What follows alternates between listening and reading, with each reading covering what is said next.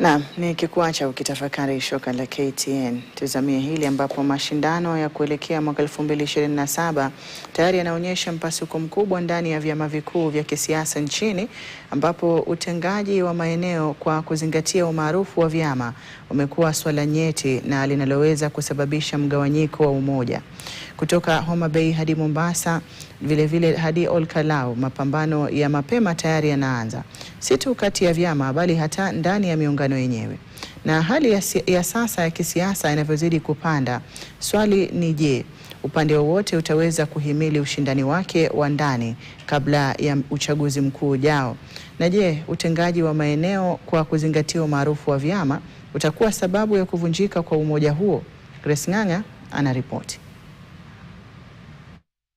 Mtihani mkubwa wa umoja kuelekea uchaguzi mkuu wa mwaka 2027 kwa miungano serikali na upinzani ni utengaji wa maeneo kwa kuzingatia umaarufu wa vyama.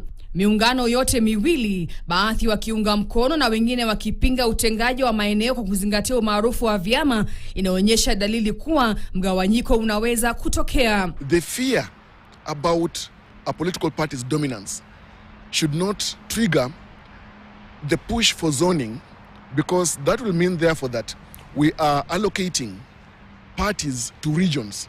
Kwa uhalisi, utengaji wa maeneo kwa kuzingatia umaarufu wa vyama sasa si utaratibu wa kisiasa tena, bali ni swala la kudhibiti idadi ya ushawishi kuelekea mwaka 2027. Katika serikali ya muungano, juhudi za UDA kuwa na wagombea katika ngome za upinzani zinaelezwa kama upanuzi wa kitaifa, lakini pia zinaleta mvutano kati ya washirika wanaohofia migongano ya ndani na kudhoofika kwa nguvu zao. If we are honest, and if we are honest and strong about our partnership, we will respect each other and respect each other's strongholds. We may go back to the single party dictatorship if we are not careful. Tutaki mtu yoyote atuzuie kusimama ngome ambao na zita zao. Sote tutakuwa kwa debe tuking'ang'ania hizo viti. Mvutano huu unaonekana katika maeneo muhimu ya ushindani. Katika kaunti ya Homa Bay, Gavana Gladys Wanga anakabiliwa na changamoto kutoka kwa aliyekuwa naibu wake Oyugi Magwanga, anayedaiwa kuungwa mkono na katibu wa Wizara ya Mambo ya Ndani Raymond Omolo, hatua ambayo imeongeza mabadiliko ya kisiasa eneo hilo, huku akitajwa kuwa huenda akawa mgombea wa UDA.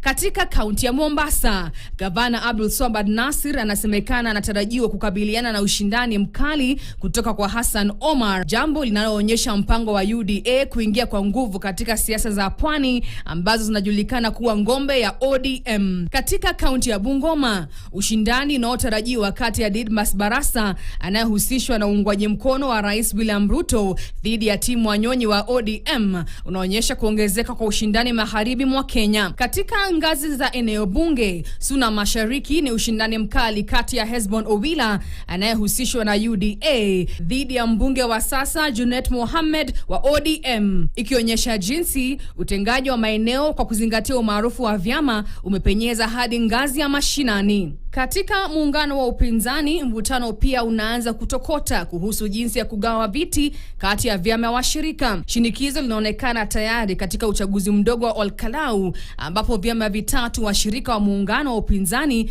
vimeamua kusimamisha wagombea tofauti. They can swallow their pride and support DCP for this one. When we go to 2027 elections, we will see what we will do. Na kadri mwaka 2027 inavyokaribia, namna swala hili litakavyotatuliwa linaweza kuamua kama miungano hiyo itaendelea kuwepo au itavunjika kutokana na shinikizo za ndani. Grace Ng'ang'a, KTN. Na tukisalia kwenye masuala ya